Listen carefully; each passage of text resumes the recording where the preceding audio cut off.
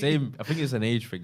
Jay from Stretford Paddock. This is the Paddock podcast, and joining me are two people who, just when we went live, were arguing about who hates Arsenal more. We've got Abdullah in the blue corner, and in the red corner over there. Well, you're both in the red corner. We've got Ronaldo Brown.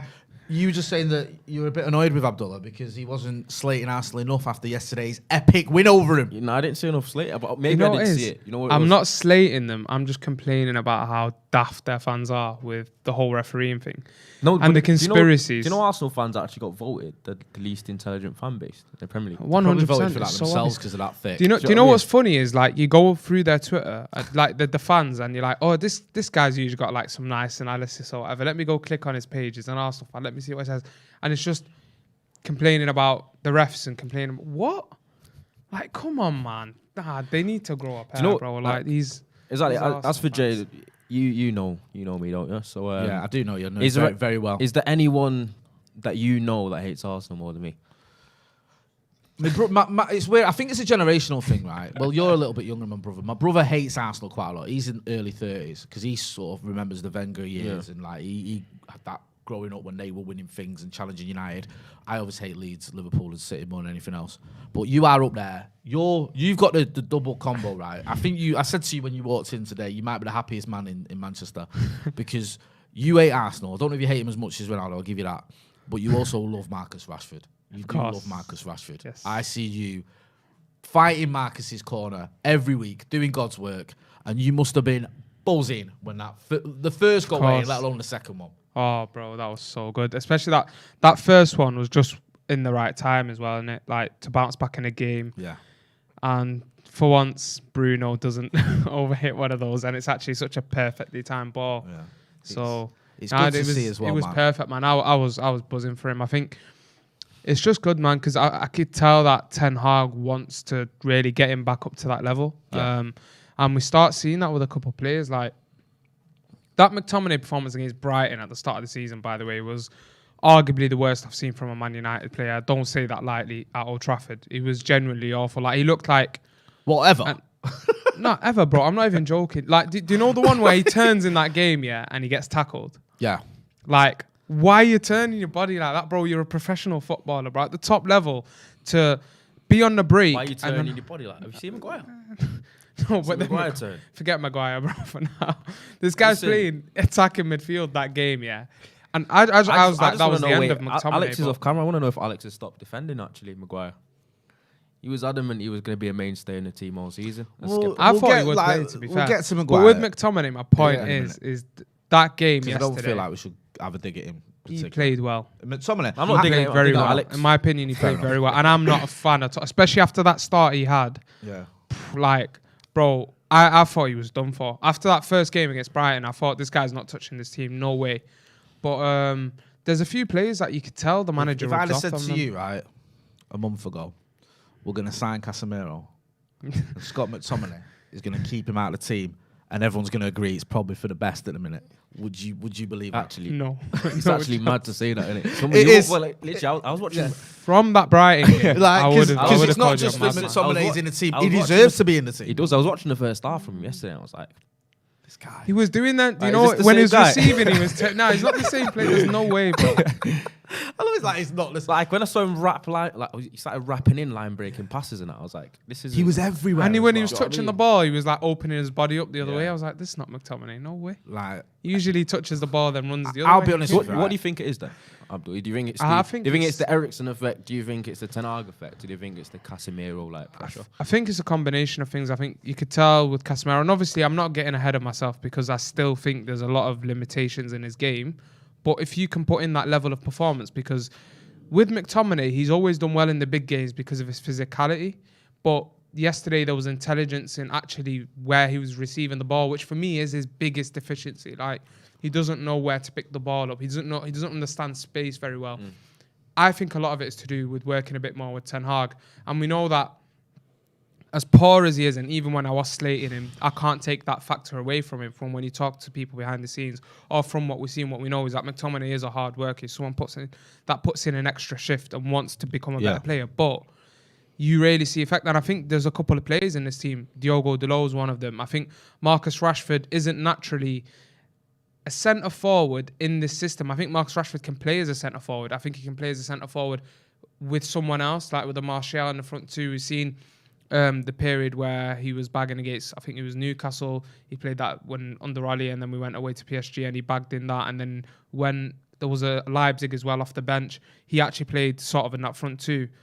But when he's the sole centre forward, it doesn't really suit his game. And what we're seeing, that assist to Anthony, I thought that went under the radar. Like the the Joe goals was I've talking seen about earlier before. because That was a great pass, but perfectly weighted pass, and he did well to get it sort of what out. I will of his say feet with through that little hole. Rashford though, the two we've seen Rashford's record against the top six. Yeah, it is pretty insane, and we've seen his two best performances of the season come against Liverpool and Arsenal. Yeah. And I think that might be more pointing towards the style of player he is. Yeah, I don't necessarily think as good as he played against Arsenal, and he's shown glimpses of regaining some semblance of his form that he used to have. Yeah. I kind of get the vibe that he still isn't the answer in a long run as a striker. Yeah. Even though maybe that's where I'm Inside because I left, think he's one of those players where when you're up against teams that there's going to be more space behind and games a little bit more stretched at times, I think that's when he excels. Yeah. Against the Liverpool, against an Arsenal, but I think against teams that are going to be a little bit tougher to beat, for example, next week at Selhurst Park against Palace, I don't know whether he can kind of be that link man or that someone that can But then be as to be creative. fair, like when you actually look at, he had a game at Selhurst Park a couple of seasons ago. I think it was the COVID period. He'd come back and then he went on that run all the way into the area. Then I think he had that touch and go with Martial, then set up Martial for the goal. Was he up front though? No, he's playing left wing. But that's my point. I think what Ten Hag needs to figure out is when you use him there. Like, I agree with you. I think you can't really play him through the middle in those games. I wouldn't at all. But if you play him on the left wing, he's still got ability when he's confident to try and beat his man. I think it's such a weird thing, innit? But you watch that Liverpool game, after he scores that goal, almost something just clicks when he went out to the left. He just beat like Gomez, Trent, cut in, and then he had that shot over the bar. And it was the same thing yesterday. I think after he scored the first goal, I seen him, there was like a chance out where he was trying to like shove Saliba, and then I think he took the ball on and he just looked like confident in the way that he was playing. I think he thrives off having those moments, and he's more of a player that goes off that momentum. He's a confidence player, isn't it? Like most players. He is. A lot of talking of confidence, right, and talking about how deluded Arsenal fans are. Let's have a look. This is a tweet that was doing around the other week. Can we have a little look at that there? So this was when he got carried away when he had a bit of a run. Now, what's amazing about this is, you know, whoever this kid is, Mo Arsenal 86, right, full of beans. Yeah, invincible vibes, man. He won 4 games at this point, so you can see why he thinks they're going to go the entire season undefeated. And then his mate pipes up, just to bring things back to reality. You know, let's have it right. Invincible's a bit of a stretch, but I can see a Premier League within 3 years and maybe a Champions League within 5. No, forgetting the fact we've never won the Champions League. But with the current level of Premier League opposition, Invincible's a bit difficult. Listen, do you know what's funny about that last tweet? Wow. He thinks he's suppressed the delusion a little bit at the end of it. Do you know what he says? With the current level of competition, it might be difficult, though. Yeah, I think, you know, might be getting tested it a little bit to say we're going to go the entire season No, unbeaten. mad. But I think the Champions League within 5 years. Almost what he said is crazier than the first post. Because he said they're going to win the Champions League. Do you know what I mean? I love the fact he's put like a 5-year limit on it as well. You know, you've not even been in the Champions but League. on a serious for about note, 5 years. I hate when football fans do that, and our fans have always loved doing that. Whenever a manager comes in, we have a patch and we're like, obviously they've had like 8th finish, and 5th. So I don't know where all this confidence is coming from. We need to first of all address that. Where is this confidence coming from? Because I need that right now. Yeah, where are you is getting it this confident, confidence? Or is it just delusion? You beat Fulham and Bournemouth. You always and look. Palace Listen, and whoever Arsenal else. have always And you looked think you're going to good. go the season unbeaten? Arsenal have always looked good playing football. That's never going to change. You're always going to have your 4-0 Norwich, Leicester games where, this Arsenal team back in the day played amazing, but when you look at the season, they did nothing, and your fans haven't had anything since 2004 that anyone cares about. Yeah, I love it though. You always have that. You're always going to have that. You're always going to look nice on the eye, but when it matters, you don't do it. This is the energy that was So you just required need to hold for that. Abdul. This is Do where you know what we it is? Do you know what it is? They just have that featherweight gene, know it? Yeah, They do. Arsenal, They're never going to literally- shake that off. They're never going to shake Do you know that what I mean? off. It's just embedded. I think it's In 100%. You asked me who hates Arsenal more than either you. My friend Tudor. No. He lives in London, right? He's a big United fan. He comes up for the games. He's been on Devils and Paddock before. and he knows a lot of Arsenal fans. And this guy, like, if we lose to Arsenal, I don't hear from him for like months. And when we win, you can't stop hearing from him. So he's up there with YouTube. It's just the way, like, it's almost a universal thing from all fans that aren't Arsenal fans to just know that it's inevitable, that they're gonna crumble. Yeah, I know. No, but that's weird because on the outside looking in, right, you always go, Arsenal will flop, Arsenal will bottle this, Arsenal won't. And they always prove you right. And yeah, the fans, and I know that's part of being a football fan, you have that hope, whatever, but they seem to go so quickly with the delusion. Yeah. And then they come out with the stupidness of like I guarantee, right, if Arsenal finish 5th or whatever at the end of the season, you'll have certain Arsenal fans who'll show you the graph of how long they were in the top 4 for. And then they'll go, we were in the top 4 for like 36 games this season. No, but like, they are shameless as well. I've seen them say, "Oh, we're still top of the league." Then they'll say something like, "Oh, if you look at the way that we play, it's more sustainable compared to Man United, who are just copying what Ole Gunnar Solskjaer did and just playing on a break and this and that." And the last, bro, it's been a joke. If you actually look at that game on the weekend, and let's look at the first goal as an example, as the biggest example. Every player on Man United's team had the touch of the ball for that goal, Yeah. We've actually seen that goal a couple of times for United this season. The Liverpool game, not in the same style, but Man United clearly have a way where through Eriksen or is it Delo on a couple of occasions now in the last couple of weeks, the ball just quickly transitions into Bruno, Sancho and Rashford, and it leaves them in, and I tweeted about this yesterday, it leaves them in like a 3v3 or 3v4 situation. Leicester goal was similar. Liverpool goal was similar. It looks like you're on the break, but you're actually opening up the team in a certain way. We keep finding Bruno in that pocket, in whether it's right or left, and then it gets transitioned into a Sancho Rashford. And obviously Anthony benefited of that way. So there's clearly a way that Man United are breaking teams down. It's just that these lot don't want to accept it. They don't want to accept there's something excuses. Nice there. They're even arguing that they've left they left Old Trafford yesterday with the We Played Well award, I think. Yeah, I've seen a lot. I've seen Roy Keane ribbing him, saying what you do, having a sing song on the bus on the way home. You just the thing is, it's the same Arsenal, isn't it? Like they complain about the refs. We played nice football. It's the same thing. Like it doesn't change every year, no matter if they're 8th, 9th, 5th, or when they were living in the top 4 without winning a Premier League for years. Yeah. It doesn't matter. Did you watch? Because you watched their first game against Palace, didn't you? Yeah. They got battered for the last hour of that game. Bro, the second half, Palace could have, but not a word though. And no word from them about. Yeah, I remember you saying you were saying this. You were saying people are getting excited, but that's not that different from what we've seen in past matches. When I watched them, obviously that's probably their worst performance of the season was against Palace away, which is a hard place to go. But they literally got battered for 60 minutes after the first half an hour, and they scraped like a deflected own goal in the second half to kind of kill the game because Eze didn't score. I said something about that game, like they looked. This I'll say this with this Arsenal team, when they've got possession, they're probably one of the better teams in the league, like probably top 2, top 3 in the league when they've got the ball. But I said this after watching the Palace game, and I'll be serious now. I'll actually dive into it in analysis. We've had that joke, we've had that laugh, but and I said this, once the opposition's got the ball, Arsenal look really bad. Like they look so easy to open up. Palace proved that point. Leicester in that 4-2 win. Yeah. They were horrific. As soon as they had most of the ball, but as soon as they gave up the ball to Leicester, I think they're a decent pressing team at times. But I feel like once you bypass the initial press, there's they're gaps really open. that you can find. And there's so many gaps, and he's one of the. We'll get into this in a minute. I've got some super chats, and then I want to chat about something. Aditya Galsam says, Arteta is delusional, just like their fans. Why are people associated with that club? I like that, Jay. Any answers? I don't know. It must be something in the water over in Highbury. Abhinav Verma says, Arsenal fans always make hating Arsenal eternal. Yeah, agreed. Anyway, can we get the Manscaped read up, please? Yeah, Thank you. I was going to interrupt me while I'm about to No, I won't I'll let you do the Manscaped. I'm not going to let you do the read. No, I'm joking. Anyway, right? Smooth sack summer is slowly coming to an end, fellas. If you haven't been scaping for the summer, unlike us lot, then it's not too late to sweep your sack of those pesky pubes. As summer comes to an end and we enter... Whoa. We enter what? What's this? Fall? Autumn over here. Yeah? Fall's American. We're in England. It's autumn. Anyway, enter autumn. Keep your boys clean and fresh just in time for fresh ball autumn or fresh ball fall if you want, if that's what you like to call it. The leader in below the waist grooming is here to make sure your pubes feel smoother than a beach ball. Do you remember that beach ball against Liverpool, against Sunderland, where it bounced off the ball? Your pubes will be smoother than that, or your balls will be smoother than that, yeah? What's this? This next line?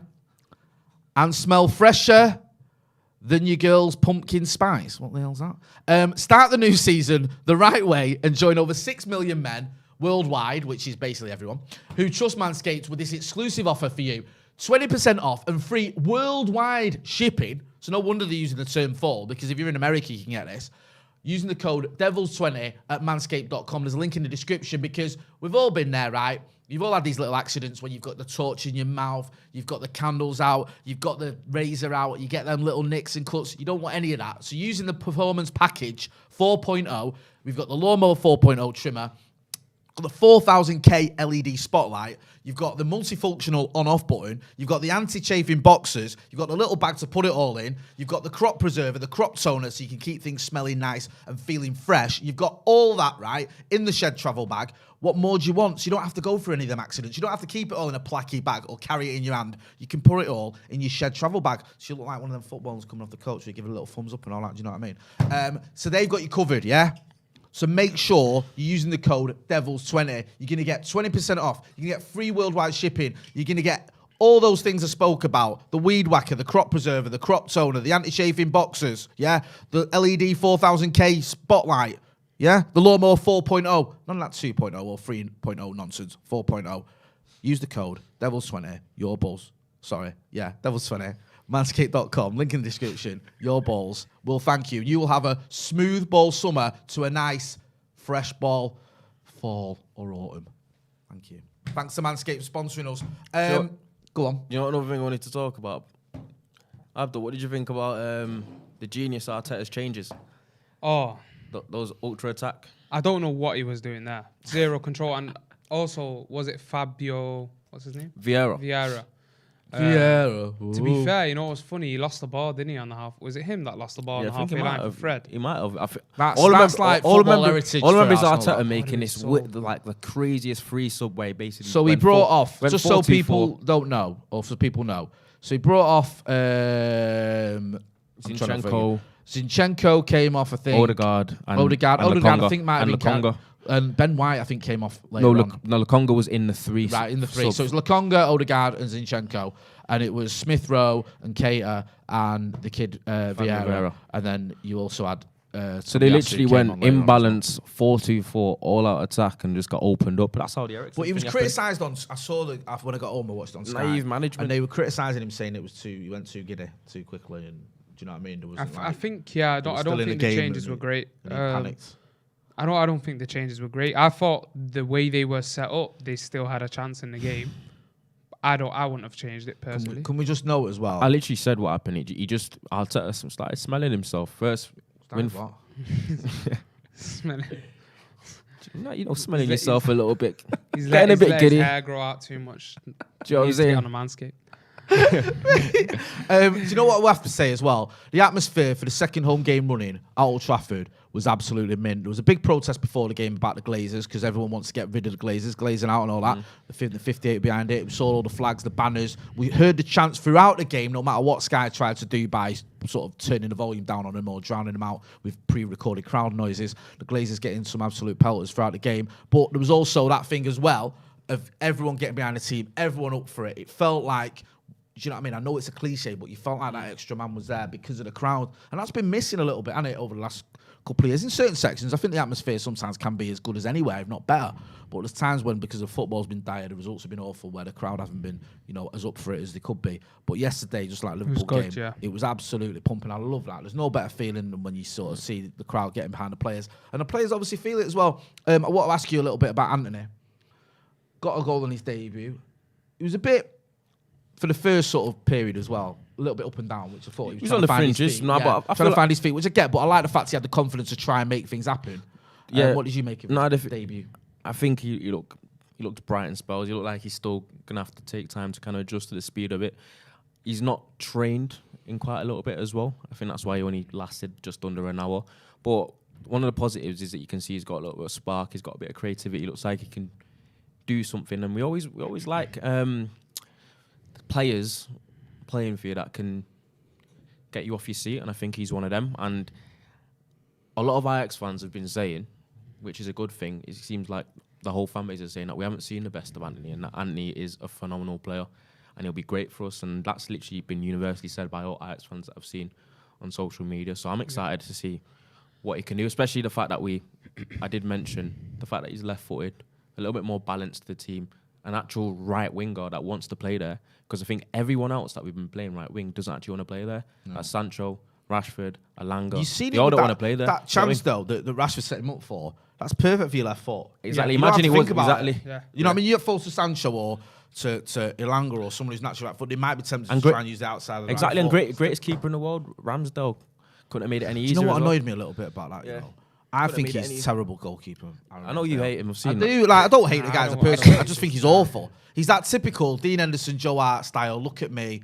I'm amazing. Like, well, I think one thing I noticed of him, I don't think he's that good. Every single time they played out from the back through him, the pass to the fullback is just perfect, and I think that puts Arsenal at a massive advantage. And when I look at Man United, I can't ignore the fact that he might not be a great shot stopper, and he's still working on that in his game. I don't know if he's ever going to be good enough to even be like a challenge for. He's camera save guy, don't he? But also he gave the ball away needlessly, didn't he? At one point, like he was lucky we didn't get a goal. That's true. He does have his moments, but I feel like his distribution is decent. But bro, there was ones where he's pinging them like he gets it on his left foot. But he has got a bit of a bozo gene in him, though. Yeah. Nah, no. Like, times his distribution was decent. He's still got one in him. Yeah, though, like, he gave it away. He's got errors and in I him. just annoyed a little bit that like we had a couple of chances, but we didn't properly test him. Do you know what I mean? Like, I know we. Yeah, because on the Anthony one, he was literally his positioning when that was. That was weird. I'm not gonna lie. I just feel like he's like. He gave him one like wole side of the net, which was a bit odd. It's like you know when he closed that down, someone tweeted, but it's like he thought Anthony was right-footed. Isn't it? Like the way he closed that down, it's like he closed the angle that didn't really need closing. It was like it was weird. like Henderson against Salah. Remember last season? Funny that last season before last, sorry, where Henderson just gave him like 90% of the goal to aim for. He was like, why have you done that? Yeah. Like, he was like Henderson was stood with the post behind him. Like, what are you doing? Like, I don't listen. Is it the one against Liverpool? Like, that's exactly what I thought. Like, why have you done that? It was almost like you went, go on, son, have a go. I dare you to score. And he just went, yeah, all right, nice one. No, but the thing is, will this be the beginning of the free fall though that we expect from Arsenal? Just let's be honest about it. Obviously, they got next? They're playing Everton next, which the thing is, do you know what? I'll give it Everton. They had a good game on a weekend. Everton have been apparently playing decent every game. To be honest, they've not necessarily got the results, but they've not been exactly an easy team to play against. What worries me about Everton though, I just don't see any goals in that team. They're away. 60 mil Anthony Gordon. Anthony Gordon, right? He's got a couple of seasons. They've got Brentford away after. Mate, did you watch the Liverpool game? Yeah, I was so jarring, man. Honestly, I've never appreciated United more than after watching that Everton Liverpool game. Like, honestly, to be fair to Mopai, some of the balls he was getting weren't great. No, but the one where he got, like, where it was perfectly set up and then he just hit Alisson. Yeah. Why do you think Brighton sold him? Yeah, when they actually need. Didn't he like massively underachieve his XG like every season, and he was. But when's Calvert-Lewin back? Is he not? But he's another like. Yeah, I mean, I like. But Calvert-Lewin's good, man. Yeah, but Calvert-Lewin's good. Especially, I think in this team last season got 5 goals. No, but then Everton are awful. I think a lot of the time when you judge players, bro, he's probably somewhere like in New York or. Do you know what I mean? But GQ and all that. He can, if he's injured all the time, like there's nothing Lampard or whatever can do about that. But when I look at the way they played, I felt like if they had a proper 9 there, especially the way the Premier League is now we've seen with these big 9s doing well. Is that whole Dwight McNeil thing? I didn't get that. I got 1 assist in. I like McNeil, man. Why? He's such a weird player because when you look at his productivity, there's just no goals and 1 assist in 37 Premier League games, and they went. It's something extremely like. Or 30 million. It's weird because I think there's a decent player, McNeil, but there's something extremely League One about him. There's something that just doesn't hit right. Do you know what I mean? But I'm hoping that they pull something out of the bag and then beat Arsenal because I think they can get momentum. I'm not gonna lie, I liked that game off them against Liverpool. Like I know you're always gonna concede chances against Liverpool, and Pickford had an absolute worldie of a game. Oh, let's be honest. That save for Salah right at the end top game was such a good save. And he had a couple. There was a couple on Firmino. Yeah. They had a good. And bro, even they hit the bar, didn't they, with Davies? Like Maupay missed that chance, and then there was a couple where the ball just always like underhit, overhit. They could have got a goal or two in that game, and then obviously they had the goal chalked off as well. For and what gets to that, Cody. VAR, because that's been dominating the news over the weekend. We saw the Everton game was probably not that controversial. I think you can all agree that Connor Cody was offside. But there was the West Ham Chelsea game where we saw Bowen get a foul on Mendy, which was very, very soft at best.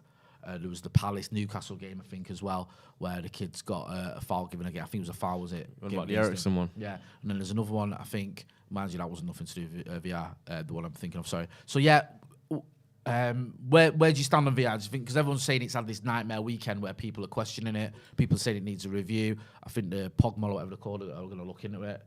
We'll start with you, Abdullah. What do you make of VAR? I think just talk about the Ericsson one first, innit? Because it's more. No, I'm saying to Abdul, touch on the Ericsson one first. I want to see what you think about it. Because that first, let's get that one out of the way. The Ericsson United one? Ericsson, he could have killed him. First of all, he's a red card all day long. that's what I was confused. I personally agree. You know what I mean? Top to goal scoring opportunity. Yeah. That the police should have come on the picture to come out. Should have been arrested. Arrested Assault on live TV. But let's be honest. How's the ref not called that? Odegaard's nowhere near the ball. The ball's in front of Ericsson. The ref can clearly see Odegaard's not touched the ball. Then when you watch the replay, Odegaard, first of all, gives him a bit of a shove, which is one of them where you're like, oh yeah, you should do better to protect the ball if you're Ericsson there. But then when you actually watch, like, there was an angle that I watched today, his leg just goes around Ericsson a bit as well. Ericsson's coming to kick the ball. So you've denied the player from touching the ball to release the pressure or like to get out of that situation. It's a foul. Why are we even Do you know what debating annoyed me this? about it, That's though? the first thing. Like, why is it all over Twitter? Why are all these Arsenal fans still crying? Get on with it, Clutching man. at straws. It's Because not you know a what foul. annoyed me was when the ref was looking at the monitor, he looked desperate to give it still, you know. Yeah, that's what I was Do thinking. you know what I mean? It was his pride Yeah, thinking, yeah. I don't want to admit that I got this Because Michael wrong. Oliver did it at the weekend, did it? For the Bournemouth Forest game, I think. He gave a penalty and then he was asked to go and review it and he still gave it. I think it was the Bournemouth Forest game. Yeah. And then people thinking, could this be the turning point? Because usually when they get asked to review it, they'll go They with the flip it. VAR, won't they? Because they'll think, He was having a hard, and I was thinking, what were you looking at? Because it's a foul. He's literally shoved him in the back. It might be a little bit of soft contact. He's basically collided his knee on the back, on the side of his leg. He's denied him gone kicking over. the ball. So I don't That's understand the how thing. that's not a foul. If you deny, I always say this, there's a lot of fouls when you say it's a soft foul, and I feel like when it's like a shove or a push, that it just unbalances you a little bit. Like, fair enough, like I can see that side of it. And when watching it in the stands at the ground, I thought it was a bit like that. But then when you watch it I back, missed it, mate. bro, didn't see like it. the guy denies Ericsson kicking the ball through his leg coming out. When that happens, you've denied the player doing what he wants to do with the ball. It's just a foul. Like, it's not even up for debate. And what about the Lukonga challenge on Bruno? That's a red card. That and the Van Dijk one for me are red cards. Van It's a Dijk, red. that's a good point. Van Dijk one. I mean, I've don't only even know- seen stills. Of I don't the even know why Lukonga one. I've it not seen didn't. the That video. didn't go at VAR, though, did it? No, it didn't. And is that because he's give a yellow? I don't know. I think it was. Is that because once you give a yellow, like, Yeah. that's like because he's seen it No. and he's had. That is was that that no, the No, one I think Van he can Dijk still done? get. Can he still go He can to still get VAR? upgraded. Right. They have to shout the ref. Line Right. 10 I think you know what it is. I think sometimes is VAR influenced by appeals. So like, say there's like a mad appeal for a decision. Yeah. Does that pressure them to go I and feel look like it at- does, you know. I feel like it does. I Because feel if like it's it not, does. then they, I feel like if the Everton players surrounded the ref and be like, oh, that's the thing, because they just carried on. Because when you look at it as it was happening, it looked like a normal challenge, and it did. Like, when you actually see it first time, like, the game just carries on, and it just looks like a semi-bad challenge, probably stepped on his foot or whatever. But then when you actually watch it back, you're like, if Everton players notice how bad that was. Is I that, think- I think- I is think that, that's is that a million miles away? I know it's a different type of challenge, but if you look at where his foot ends up on the kid's leg, it's the same as when Pogba played against Liverpool and got sent off. Yeah. Like his Yeah, foot it's- has ended up in exactly Nah, the it's same but- spot Same thing, on his shin. I think the and pressure- Pogba got a red without any debating or anything, and this guy gets a yellow card. I think the pressure has a lot to do with it. I think the pressure has a lot to do with it because a lot of the times when there's not been much of a appeal, about 5 seconds later, the commentator will go, oh, VAR check's been complete, just in the background while the play's been going on. Yeah. And I think usually when it gets sent to the VAR that way, they'll just normally stick to the decision rather than stop the game. But when the game's been stopped and there's like been a massive, like almost, not altercation, but like a massive scene caused by the whatever just happened. I think that's when they take more time to literally look at the decision. It's a very, very, very flawed system, which was brought in to basically eliminate errors from the game. Yeah. But in hindsight, it's just made more, just in a different way. As well, when you're at the game, I know it's awful when you're at home watching it. Yeah. But when you're at the game, because you can't see a replay, you don't know what's going on. You know what I mean? It's like you're in the dark and you're waiting these 3 or 4 minutes, and it mutes your celebration as well, doesn't it? That's the annoying part for me of VAR. It's like you lost that natural. Let's go berserk. Did you see Richarlison? He scored against Fulham. Did you see it? Yeah. And he took his shirt off. I know it looks funny towards the fans. Did he have to? Did he still get booked? He got booked, yeah. Which I think is harsh. He got booked for celebrating a goal that didn't even stand as a goal, but he still got his booking, I think. Lubert Francis. already in a yellow. I know. Said says United didn't control the game.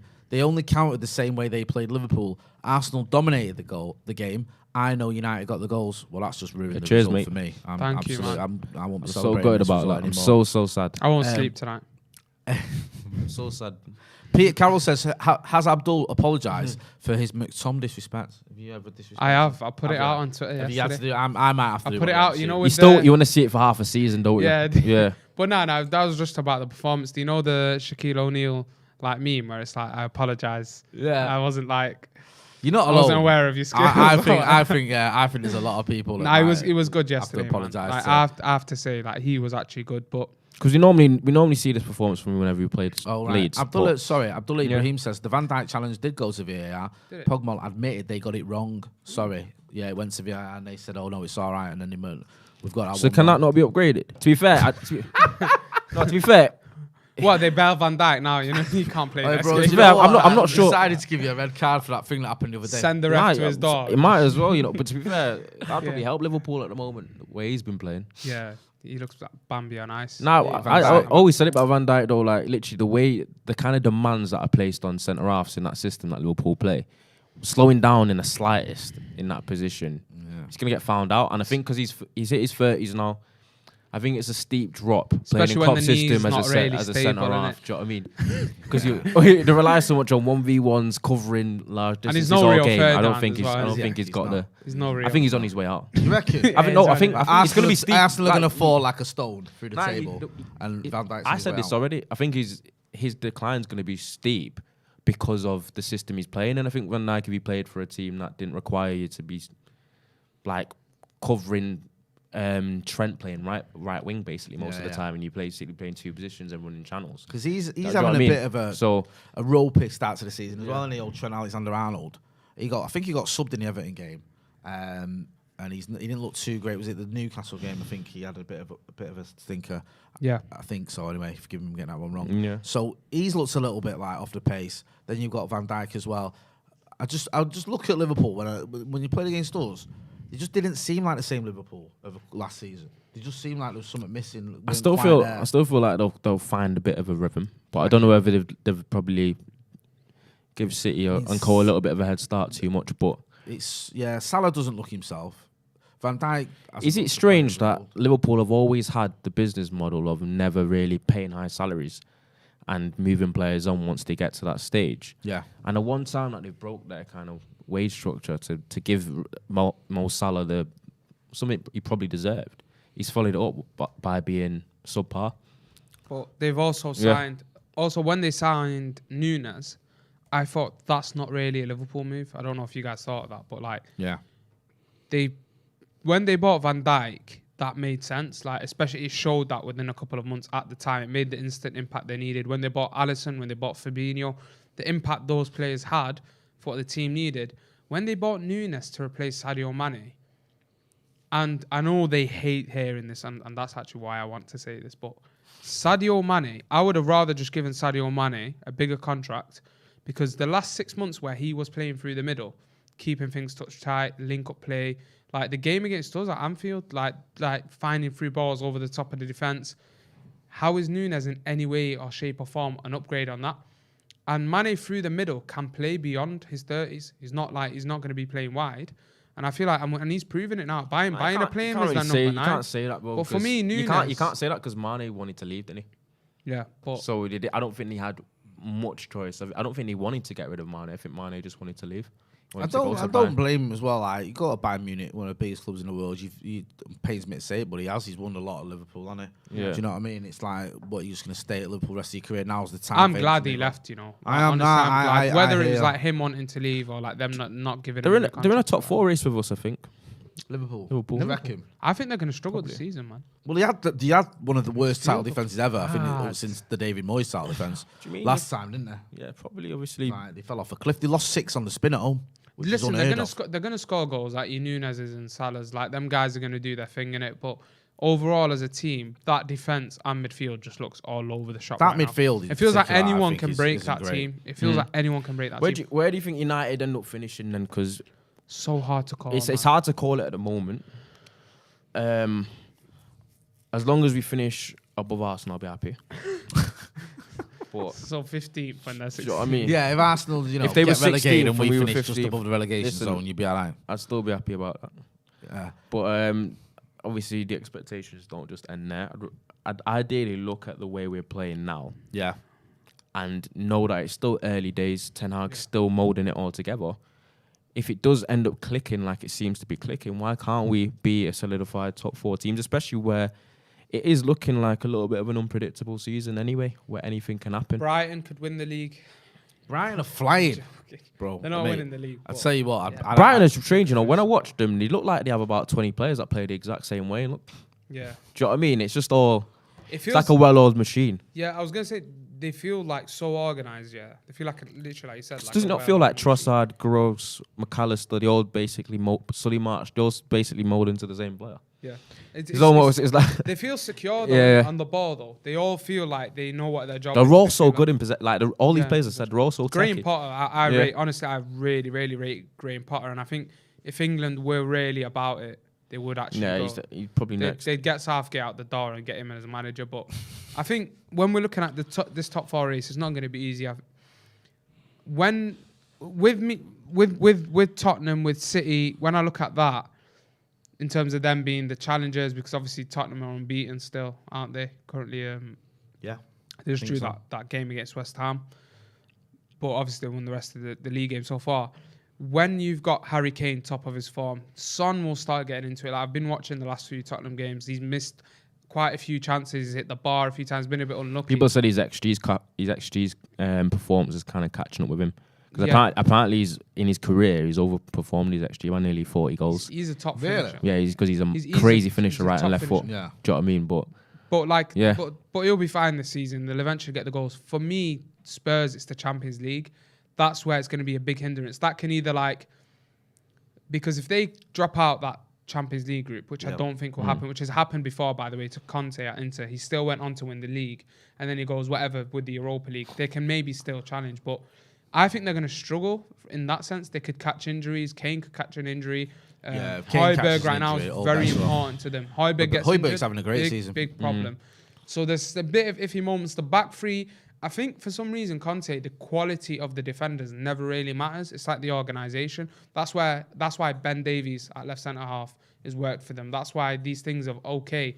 But the quality in terms of Højbjerg in midfield and the front line with Kane, Son. But in the end, I just never really trust Tottenham, can you? You can't, but I can't. Know, man. Other than City, Conte, I can't even say who's definitely finishing the top four. That's how difficult it is. Different gravy with Conte there. I do. Do you think Chelsea could nip back into this? Yeah, they could do because they've bought a lot of players. They got too much quality in the team. Gelling. They got very lucky though, didn't they? The weekend. Great against West Ham. And that was a joke. That decision was disgusting. Ridiculous. But I think it's hard to call, man. United are in a good place though, because when you look at, obviously, you guys will be doing previews and whatnot for that Europa League game. But in my opinion, when you look at this United team, you look at right back, you got Williams, Wan-Bissaka, potentially Williams starting. not in the squad for the Europa League. I know something about that. I can't speak about that. Say no more. I don't know if it's about the Europa League, but there is something with Williams. Right, but, okay. With Man United's back four, you look at, say, Wan-Bissaka or Williams when that's sorted.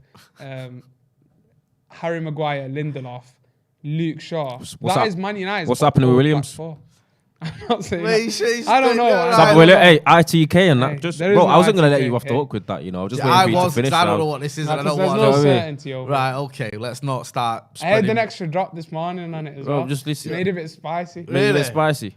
Yeah. Look, Abdul is bright red at the moment. Yeah, what's going on What's going on here? here, We'll bro? talk about this off we'll leave that camera. one out. But We've got a couple of super chats before we get sued. Jeremy Liam says, United are still in progress, but played well in the things they do well, which are defending and counter-attacking football. The next step is to control games. Yeah, I kind of agree with that. Sibbo1 says, can you smell what the Hag is cooking? Ten Hag's just mentioned it. Red Baron says, Ten Hag put his generals in the team. We are seeing warriors inspire us. I love the South Americans in our team. We have been soft for too long. What I liked about Casemiro as well, when he was warming up, he was telling people, like, coaching him. Like, he was shouting from the sidelines and having a little word with him. Do you know what I mean? And you can't, fault that experience he's got. And people are going to listen to him, aren't they, if they've got any brains anyway. Just before we wrap up as well, a couple of things I want to go for him. United's transfer window, obviously done now. Anthony came in, Casemiro, Martinez, Malacia, Ericsson, Dubravka. How do you rate that out of 10? Abdul, I'll start with you. I think in terms of numbers, I would have liked to have a better window. But when you look at the profile of players, so I think someone would tell us it never really worked out. You needed someone to come in young, hungry, one of the best probably up and coming like left backs in Europe. Malacia, you go and pick him up for that price. Martinez, left-footed centre half, great on the ball, aggressive, made for what this team need right now. Casemiro, veteran DM, like we know what he can give you as well at the top level. Then you look at Anthony. Ronaldo highlighted it perfectly. Like we've missed that in the front line, having someone off the right, left-footed, who it gives you a whole different dynamic. So the profiles are spot on, and then a keeper we want to see what happens with Dubravka. And last of all, man, Ericsson, bro, like for a free.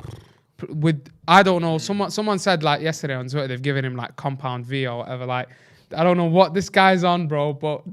Like, he looks absolutely fine to me, bro. He's running all game. He's winning challenges. He's doing his thing. Apparently, he's always played like that, though. He's always covered ground. Yeah. He's always covered ground very well. But I didn't think after what happened and, like, after the break he had and stuff that he would come in and have this impact to this level and cover this much ground and do this much work. But I rate it probably 8.5. He's one of them stamina guys. But you don't really go anywhere fast. But he's just got covers a lot of distance. Yeah. Fully aerobic.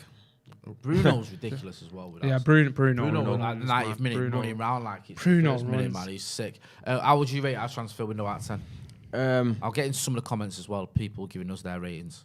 I'd give it a 7 in terms of what we've ended up with, but you can't go much higher than that because of the whole De Jong saga. I can't just shake that. Yeah, that did drain me. But you obviously look at the amount of money spent with full positions of need.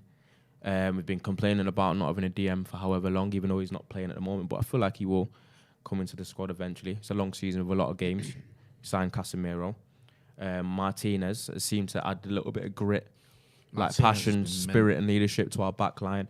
Malacia, probably alongside Ericsson, one of the bargains of the summer in terms of completely displacing Luke Shaw. And he's another one where he seems to have a mentality and a hunger that I do like. And that's the biggest difference about the United team at the moment in general. And then I think Anthony has a little bit of that as well. Obviously, we talked about all the qualities. But even before he came, one of the things that Ajax did say about him is he works hard off the ball. He does. He presses, he's tenacious. Zinchenko isn't easy to deal with, innit? Like, because of the way he drives in. And I felt he was doing okay. Zinchenko was a massive problem off the ball, especially in the second half when he was drifting into midfield. And Anthony was tracking back, he was running, he seems to have a little bit of that South American fire. I think that whole back four feels like they have that thing you're talking about, where it's like that hunger that you want to see. And one more point about Martinez as well. Like, I feel like he's brought out something in Varane where, when Varane was like alongside Ramos and it was like, it worked. And obviously, I'm not comparing Martinez to Ramos in any way. Martinez is a lot better. But yeah, Martinez is absolutely clear. But it's that profile of having that defender who's just going to go in for the challenge and sometimes it might not work out, sometimes it will. And I think Varane's already played that You need alongside. those Haaland, contrasting work. styles. You do. I was going to say that because Varane actually looks like a complete different player next to Martinez than when Yeah. he plays next to Maguire. Yeah, no, it does. Do you know what I mean? They You got- suit yeah. each other, obviously. I think Martinez has just got everyone. I don't going. think it would work, to be fair, with them two, but I'm loving the fact Well, that the it's high working, fiving and and I'm hugging buzzing. after tackles and all that as well. You can see there's a real team spirit there in that defence. In terms of rating of the transfer window out of 10, Sybil 1 says 7, P. Craig says 7, United Guayo says 7 is sensible. WTF, I'm actually right, says 4 out of 10. Ed C says our window 6.5 out of 10. Murta and Arnold get a 3 out of 10. TNT Killer says 7. Sonic Quantum in the super chat says 4 to 5 out of 10 window, in my honest opinion. Or in my opinion, sorry, messing about for months for the De Jong deal and not signing a centre forward. Think we needed a bit more considering last season's disaster. Your Wallies of the week. I'll start with you, actually. Who's your Wally of the week? Arteta. Arteta. it's only one. It shouldn't be Arteta. It's well, it's not one. It's quite a few, and it's Arsenal fans. Arsenal fans, just in general. Should only be. Yeah, Arteta's Arteta just for being memed for his He's an- absolutely awful substitutions, the excuses after the game, and him getting memed up for that forfeit match quit FIFA thing, which was quite ironic because of the that's changes he beautiful. made as well. Yeah, he basically rage quit mid-game, didn't he? Right. No, he didn't. Well, you guys have gone. You've gone with Arsenal fans. Pep Light. You've gone with Arteta. I'll go with all these Tories, right, coming out going on about, oh, Boris Johnson did such a good job as Prime Minister and all this other nonsense. No, he didn't. He's one of the worst Prime Ministers we've ever had, which is quite ironic because he's just been succeeded by someone who's going to be even worse. But anyway, that's my Wally of the week. You know, I don't like to get political, but the I've made an Tories? exception. Yeah, just the Tories. There you go. You can have Arsenal fans. Is I'll this have the channel Tories. for it? Can we get political here? I forgot about this. Now I've and not- I've again, not I done have a been video known in to a while. slip out a little. I've been known. I was political. literally about to say it wouldn't be a podcast Yeah. with John if he didn't become slightly political at some So point. I am sorry. Do you know what I mean? um, Gonna start calling you MPJ. MPJ, I've been called worse. Where can people find you, Ronaldo Brown? You can find Ronaldo Brown _98 on the bird. The bird app, yo. Abdullah, what you been up to? Where can people find you? I've been up to nothing, just working Wow. and Not watching lying. United. Well, Nah, I've we need been more on something. It's effort been on the fun. anti-Arsenal posts, yeah. 'cause I'm gonna go a shout. I felt like I was just going in about the fans crying about challenges, but Do you know what I I mean? need a Got bit up more your hate game. in there. Yeah. Maybe I need to clip up what I did at the start of this show, the anger That's what we Ronaldo need to see. brought out in me. Anger and passion. that's Abdul what we need to see. JH_ on Twitter. Go and check out Abdul. Go check Always that good out. stuff on there. Make sure you subscribe to the channel as well. There's a link in the chat to subscribe. We'll get to 700,000 subscribers by the end of the season. With your help, we can get it. A big thanks to Manscaped. Make sure you're next using week. the code. What? Next week, innit? What? Remember? 700k. Yeah, next week. Sorry, I forgot. Yeah, by next week, we want to get Urgency. there. Yeah, so make sure you're doing that. Big thanks to Manscaped for sponsoring us. There's a link in the description. Use the code DEVILS20. You get 20% off and free shipping. That's been Ronaldo. That's been Abdullah. I've been Jay. This has been the Paddock Podcast, where we've all been laughing at Arsenal. Thanks for watching.